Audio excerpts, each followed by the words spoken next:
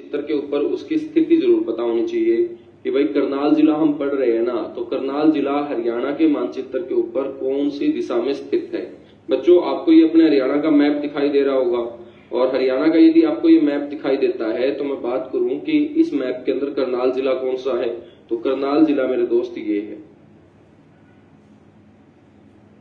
ठीक है, तो ये आपका कौन सा जिला है, करनाल जिला है।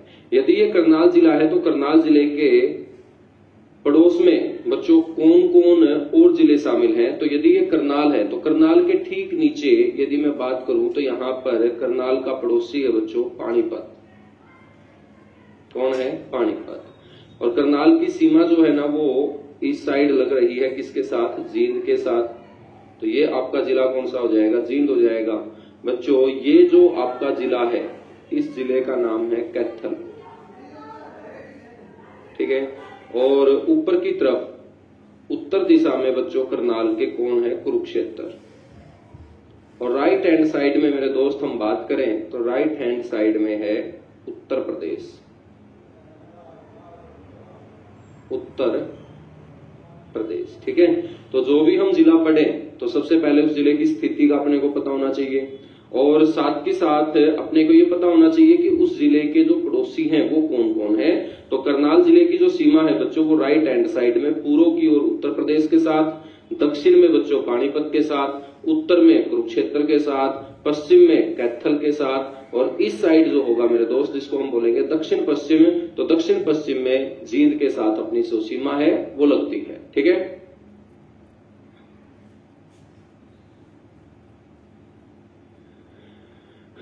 चलेगा। तो बेसिक बातें हम अब जिले की पढ़ना स्टार्ट करते हैं। सबसे पहले आपको क्या ध्यान रखना है जिला दर्शन में कि जो भी हम जिला पढ़े उस जिले की स्थिति के बारे में अपने को पता होना चाहिए।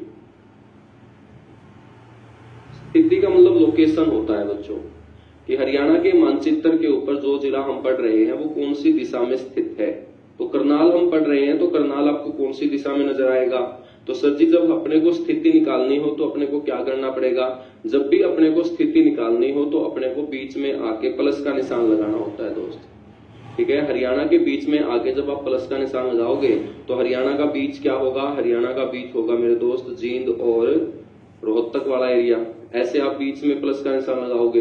जब आप प्लस का निशान लगाओगे तो उल्टा हाथ जो है, राइट हैंड जो है बच्चों वो हमेशा पूर्व को बताएगा, उल्टा हाथ पश्चिम को बताएगा, अपना जो सिर होता है वो उत्तर होता है, अपने जो पैर होते हैं वो हमेशा कौन सी दिशा में होते हैं, दक्षिण दिशा में होते हैं। ठीक है, तो बच्चों यदि हम बात करें इस प्लस के निशान को देखते हुए, तो इस प्लस के निशान को देखते हुए करनाल आपको कौन सी दिशा में नजर आएगा, ये पूर्व है, ये उत्तर है, तो बीच वाला इलाका क्या कहलाएगा, उत्तर पूर्व। तो आपको ध्यान रखना है कि करनाल जो है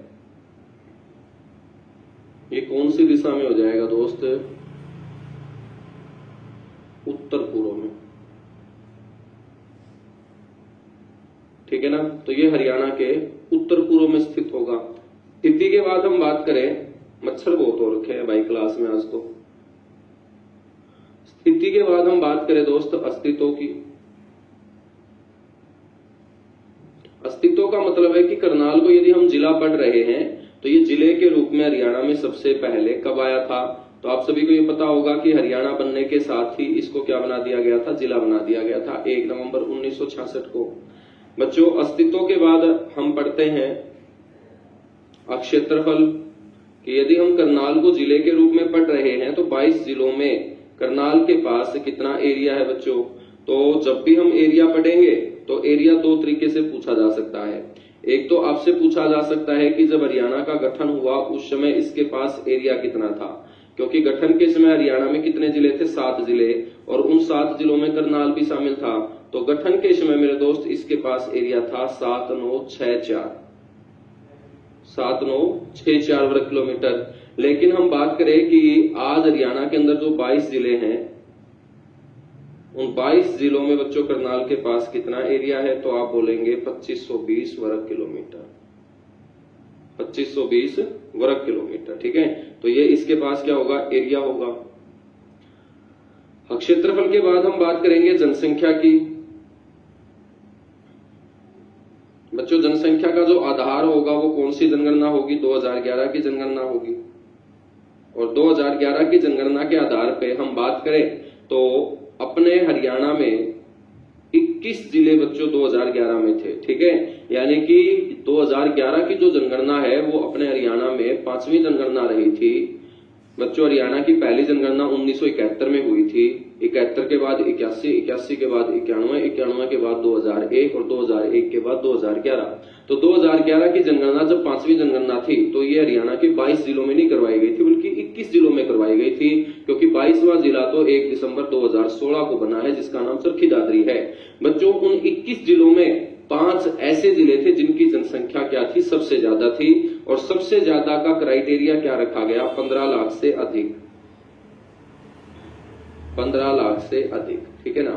तो जो भी जिला उसकी हम जनसंख्या पढ़ेंगे तो एक्यूरेट आंकड़ा आपको किसका याद रखना है, एक्यूरेट आंकड़ा या तो आपको फरीदाबाद का याद रखना है या बच्चों आपको पंचकुला का याद रखना है, ठीक है।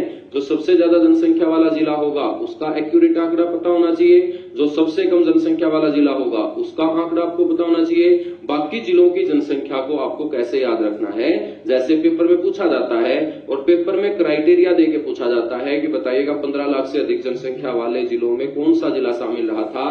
तो बच्चों ऐसे 5 जिले, और उन 5 जिलों में मैं आपको बताऊं 15 लाख से अधिक जनसंख्या वाले हरियाणा के अंदर बच्चों जो जिले रहे थे ना वो 5 रहे थे, और इन 5 जिलों के नाम भी आप याद रख लेना। इन 5 जिलों में बच्चों एक तो सबसे ज्यादा जनसंख्या वाला जिला आएगा ही आएगा फरीदाबाद, फरीदाबाद के बाद दूसरे नंबर पे हिसार भी बच्चों शामिल होगा, ठीक है। चरखी दादरी तब तक जिला नहीं बना था तो बच्चों भिवानी जिला भी 15 लाख से अधिक जनसंख्या वाले जिलों में शामिल रहेगा। चौथे नंबर पे हम बात करेंगे गुरुग्राम की, चौथे नंबर पे किसकी बात करेंगे, गुरुग्राम की।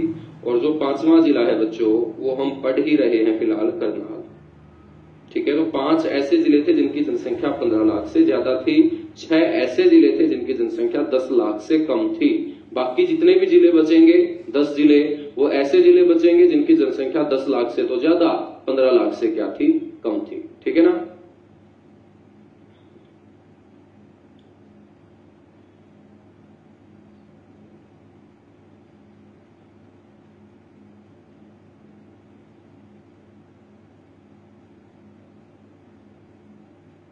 हाँ, एक और यहां पर इसका पड़ोसी याद रख लेना भाई, ये पड़ोसी भी इसका याद रख लेना। ये बाउंड्री यहां पे लग ही रही है, यमुनानगर,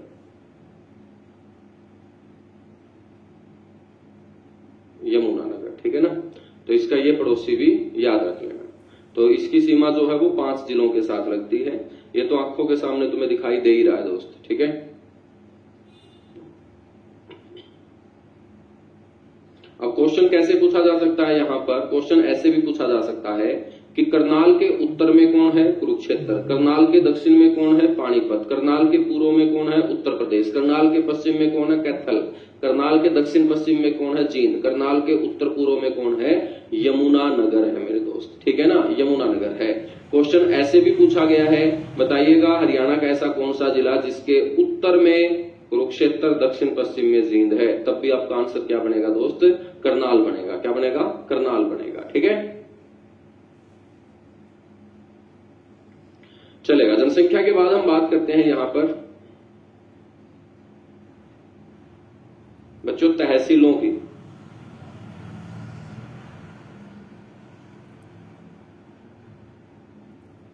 तो टोटल तहसील मैंने आपको बताया था कि 93 या 94, ठीक है। तो यहां पर हम तहसीलें भी पढ़ के चलेंगे। और मेरे दोस्त यहां पर कितनी तहसील हैं, 5 तहसील हैं। और आपसे पूछ ले कि भाई ये 5 तहसील कौन कौन सी हैं, तो इन 5 तहसीलों में एक तो करनाल आपको याद रखना है, एक आपको गरौंडा याद रखना है। अब क्वेश्चन कैसे पूछा जाएगा वो भी बता के चलूंगा। गरौंडा के बाद एक मेरे दोस्त आपको याद रखना है इंद्री। चौथे नंबर पे आपको याद रखना है असंध। और 5वें नंबर पे याद रखना है नीलोखेड़ी। बच्चों ये पांचों के पांचों विधानसभा क्षेत्र भी हैं, पांचों के पांचों ये विधानसभा क्षेत्र भी हैं और पांचों की पांचों तहसील भी है मेरे दोस्त करनाल जिले की। तो क्वेश्चन ऐसे पूछा जाएगा कि इंद्री नामक तहसील कौन से जिले की है, तो आप बोलोगे करनाल की। या करनाल जिले की कौन सी तहसील है, तो बच्चों इन 5 में से आपको एक ऑप्शन में मिलेगा। ठीक है, और तहसील का मुखिया कौन होगा, तहसीलदार होगा। तहसील से छोटी क्या होती है दोस्त, उप तहसील होती है।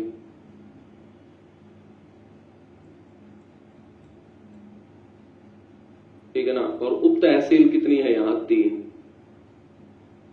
और उप तहसीलों में हम बात करें तो एक का नाम है निसिंग, एक है निगडू,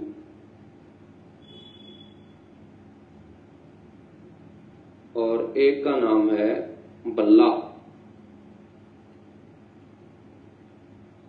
ठीक है बच्चों, तो निसिंग, निगडू, बल्ला जो है ये करनाल जिले की क्या हो जाएंगी, उप तहसील। और उप तहसील की जो संख्या है ना वो आपको ध्यान रखना है, हरियाणा के अंदर 49 है। कितनी है दोस्त, 49। तो 49 उप तहसील है और 93 या 94, ठीक है, इकोनॉमिक सर्वे में 94 दे रखी है, तो बच्चों वो हरियाणा के अंदर तहसील हो जाएंगी। विधानसभा क्षेत्र भी हम साथ के साथ कवर कर लेते हैं, 90 के 90 विधानसभा क्षेत्र भी हम पढ़ लेते हैं।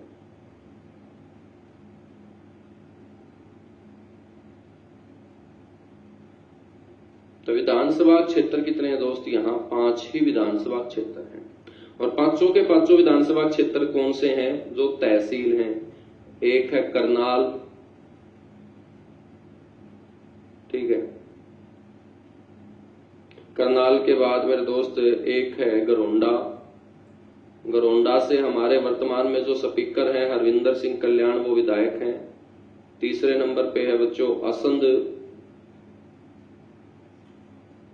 चौथे नंबर पे हम बात करते हैं इंदरी, और 5वें नंबर पे है नीलोखेड़ी। आपको यह भी पता होना चाहिए कि भाई मैंने आपको 17 रिजर्व सीट पढ़ाई थी।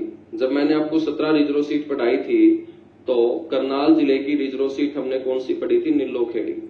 तो नीलोखेड़ी जो है ये कैसी सीट हो जाएगी, रिजर्व सीट हो जाएगी। और रिजर्व सीट हरियाणा के अंदर विधानसभा में कितनी है बच्चों, 17 है। ठीक है, विधानसभा क्षेत्र के बाद हम बात करेंगे जो जिला पढ़ते हैं उसके पुराने नाम को लेकर, कि करनाल हम पढ़ रहे हैं तो करनाल का क्या कोई पुराना नाम रहा है, बिल्कुल रहा है मेरे दोस्त। करनाल को पहले कर्णाल्य के नाम से जाना जाता था।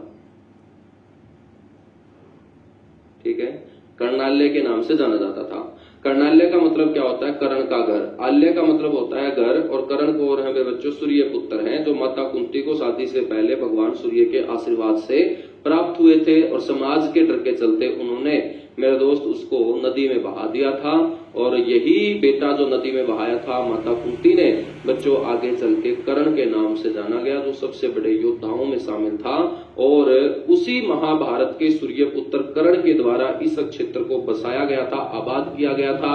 इसीलिए बच्चों लोगों ने इसे कर्ण का घर, कर्णाल्य बोलने का काम किया। पुराने नाम के बाद हम बात करेंगे इसके नामकरण की। नामकरण व संस्थापक।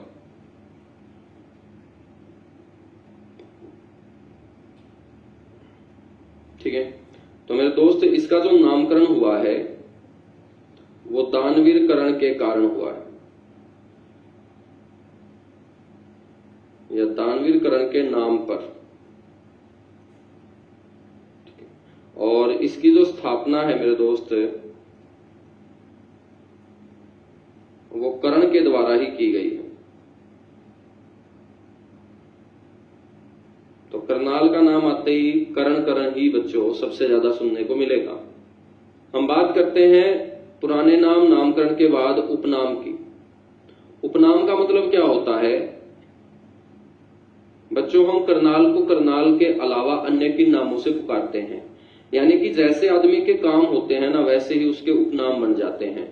जैसे आपके भी बहुत सारे उपनाम, रिश्तेदारी में आपको कुछ और बोलते होंगे, घर में कुछ और बोलते होंगे, दोस्तों के बीच आपका नाम कुछ और होगा। ठीक है बच्चों, स्कूल में टीचर आपका व्यवहार, शकल सूरत देख के कुछ और नाम से पुकार सकते हैं, तो ये आपके क्या होंगे, उपनाम होंगे। ऐसे ही बच्चों जब भी हम जिला पढ़ेंगे, कोई शहर पढ़ेंगे, वहां पर जो भी काम होगा उस काम के आधार पे बच्चों उसके क्या बनते जाएंगे, उपनाम बनते जाएंगे। तो उपनामों में ध्यान रखना है, एक तो बच्चों इसे कहा जाता है हरियाणा का पेरिस। क्या कहा जाता है इसे, हरियाणा का पेरिस कहा जाता है। पेरिस जो है ये फ्रांस देश की राजधानी है, जो अपने आप को दुनिया में सबसे सुंदर बताती है। इसे विश्व की सुंदरी कहा जाता है। और बच्चों ऐसे ही करनाल अपने हरियाणा में अपने आप को सबसे सुंदर बताता है और खुद का कंपैरिजन, खुद की तुलना पेरिस के साथ करता है, इसलिए इसे बोल दिया जाता है पेरिस ऑफ हरियाणा या हरियाणा का पेरिस। दूसरे नंबर पे बच्चों इसे कहा जाता है दानवीर कर्ण की नगरी। इसे बोलते हैं दानवीर कर्ण की नगरी। उसके बाद मेरे दोस्त हम बात करेंगे तीसरे नंबर पे, इसे कहा जाता है एग्रो हब ऑफ हरियाणा।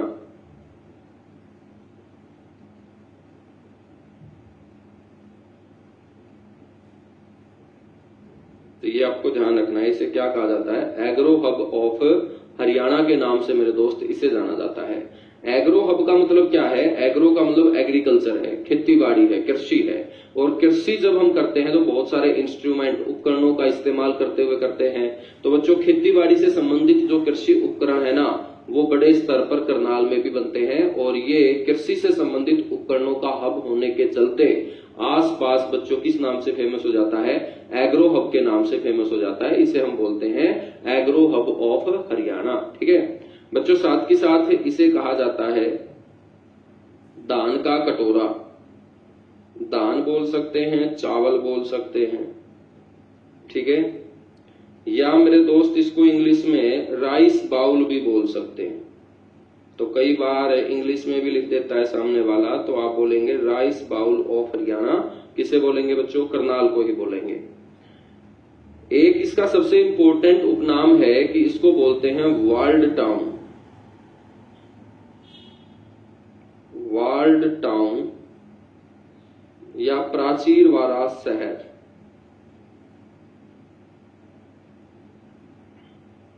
ठीक है, तो वर्ल्ड टाउन या प्राचीर शहर जो है बच्चों, वो किसे कहा जाता है, करनाल को कहा जाता है। बड़ा इंपॉर्टेंट है। ठीक है, इसके साथ साथ इसको हम बोलते हैं नवीनतम पद्धति से बसाया गया पहला शहर। नवीनतम पद्धति से बसाया गया बच्चों प्रथम शहर। तो अंग्रेजों ने बच्चों सबसे पहले इसको नवीनतम पद्धति से बसाया जाना शुरू किया था। और मैं बात करूं कि इसको नवीनतम पद्धति से बसाया जाना कब शुरू किया गया था, तो बच्चों अंग्रेजों के द्वारा 1806 से, अंग्रेजों द्वारा वर्ष 1806 से इसे बसाया जाना शुरू किया गया था। और ये हरियाणा के अंदर अंग्रेजों के द्वारा सिस्टमैटिक ढंग से प्लानिंग के तहत सुनियोजित तरीके से बसाया गया क्या होगा, पहला शहर होगा। ठीक है ना, तो ये इसके सारे के सारे आपको क्या ध्यान रखने हैं,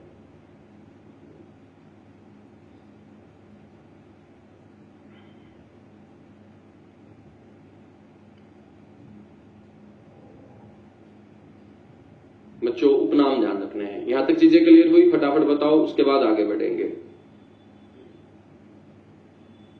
उपनाम के बाद हम बात करते हैं यहां पर प्रसिद्ध उद्योगों की, कि जो भी हम जिला पढ़े तो वहां प्रसिद्ध उद्योग कौन कौन से हैं। तो बच्चों प्रसिद्ध उद्योगों में याद रखेंगे, यहां सबसे प्रसिद्ध उद्योग है लिबर्टी जूता उद्योग।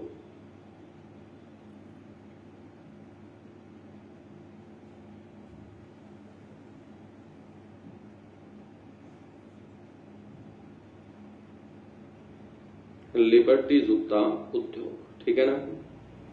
और लिबर्टी जूता उद्योग को बच्चों पहले पाल बूट हाउस के नाम से जाना जाता था।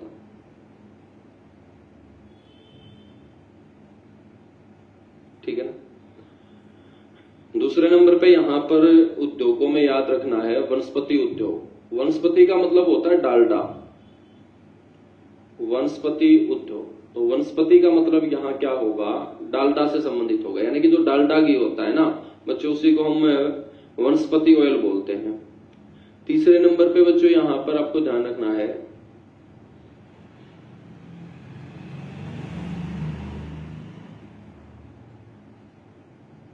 कृषि उपकरण उद्योग। कृषि उपकरण उद्योग भी काफी फेमस है, इसीलिए इसको एग्रो हब हमने बोला था। नेक्स्ट मेरे बच्चों, यहां एक बहुत बड़ा पार्क बनेगा चिकित्सा उपकरण का। तो चिकित्सा उपकरण जो उद्योग है ये अभी तक स्थापित तो नहीं किया गया, लेकिन इसकी घोषणा हो रखी है कि भारत के अंदर बहुत बड़ा चिकित्सा उपकरण जो उद्योग है बच्चों वो कहां स्थापित किया जाएगा, मेडिकल इंस्ट्रूमेंट पार्क जो है ना वो करनाल में स्थापित किया जाएगा। तो इसीलिए मैंने ब्रैकेट में लिखा है प्रस्तावित, यानी कि करंट के क्वेश्चन में आपसे पूछ लिया जाए कि हरियाणा के कौन से जिले में कौन से शहर के अंदर चिकित्सा से संबंधित उपकरणों के लिए बहुत बड़ा पार्क बनेगा, उद्योग स्थापित किया जाएगा, तो आपका आंसर होना चाहिए करनाल के अंदर। ठीक है ना सर, आज थोड़े से कमजोर लग रहे हो बेटा, आज थोड़ी सी मेरी तबीयत ठीक नहीं है ना, मौसम थोड़ा सा बदलाव की ओर है ना, अब सर्दी की शुरुआत होगी और बाहर जाते हैं तो गर्मी लगती है, अंदर आते हैं तो बच्चों एसी चलते ही फिर वो समस्या पैदा कर देता है। प्रसिद्ध उद्योग के बाद हम बात करेंगे यहां पर प्रसिद्ध मंदिरों की। प्रसिद्ध मंदिर, तो आपसे पूछ लेगा कि भाई प्रसिद्ध मंदिर कौन से हैं करनाल में। देखिएगा दोस्त, मंदिर बहुत सारे होते हैं किसी भी जिले के अंदर, लेकिन प्रसिद्ध मंदिर का मतलब क्या होगा, जो बाकी अन्य जिलों के अंदर नहीं होगा, जहां लोगों की आस्था बड़े स्तर पे जुड़ी होगी, वही हमारी नजर में प्रसिद्ध मंदिर होंगे। वैसे कोई भी जिले के अंतर्गत कोई भी गांव आता है तो एक गांव में हमें 3-3 मंदिर भी देखने को मिल जाते हैं। तो हम सारे मंदिर नहीं पढ़ेंगे, हम वो मंदिर पढ़ेंगे जो पेपर में पूछे जाने योग्य होंगे। और बच्चों हम बात करेंगे यहां पर एक मंदिर है माता बाला सुंदरी मंदिर।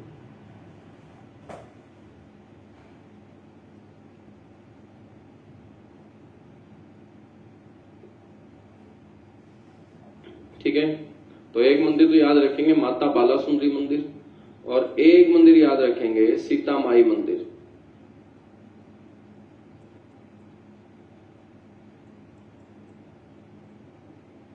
और सीता माई मंदिर कहां है, सीता माई गांव में।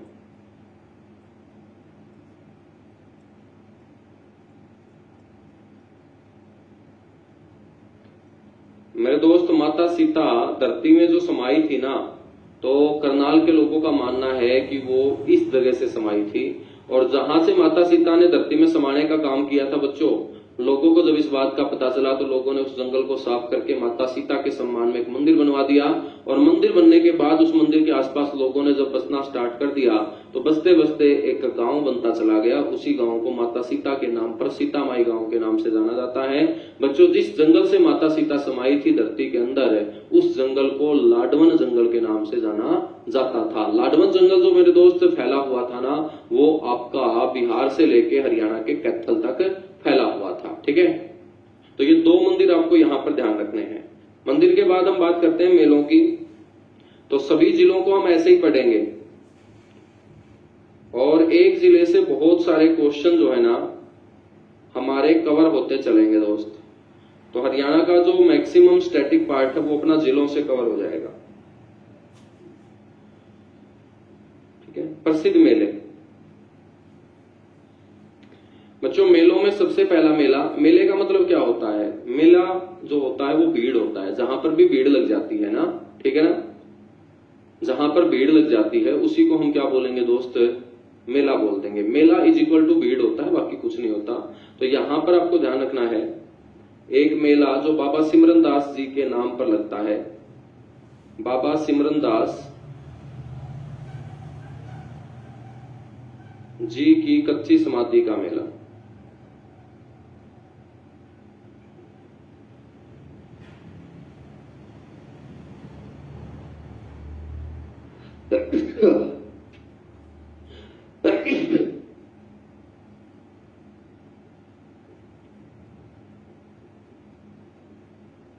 तो मेरे दोस्त बाबा सिमरन दास जी की कच्ची समाधि का जो मेला लगता है ना, ये कहाँ लगता है? ये इंद्री के अंदर लगता है।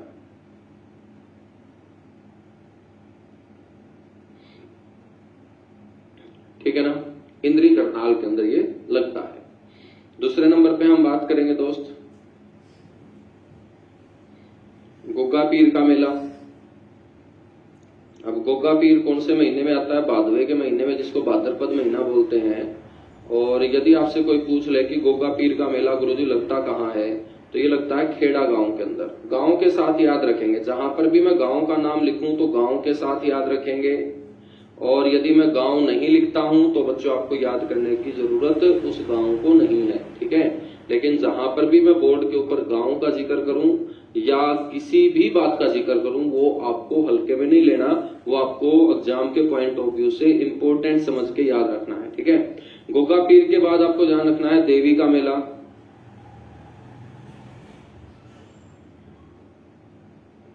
देवी का जो मेला है बच्चों, वो पटेड़ा गांव के अंदर लगता है। पटहेड़ा गांव, करनाल।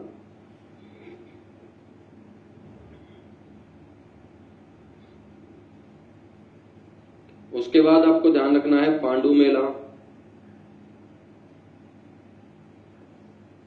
पांडु मेला जो है ना बच्चों, ये आपका लगता है पपाना गांव के अंदर। और गांव पपहाना जो पड़ता है ये असंध तहसील में पड़ता है। बच्चों ये जो आपका पांडु मेला है, ये हरियाणा के अंदर प्रति महीने आयोजित होने वाला मेला है।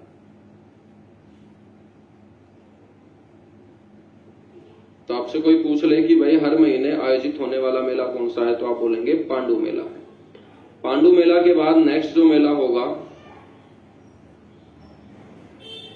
वो आपका किसान मेला होगा।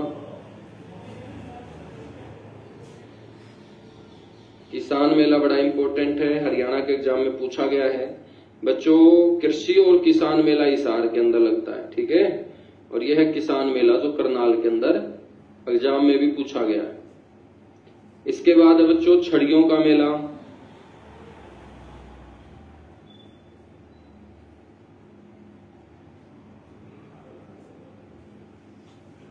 छड़ियों का जो मेला है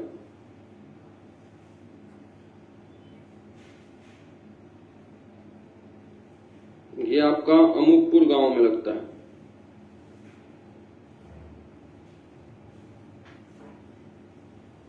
छड़ियों का जो मेला है बच्चों, ये अमूकपुर गांव में लगता है। ठीक है, अब छड़ियों का जो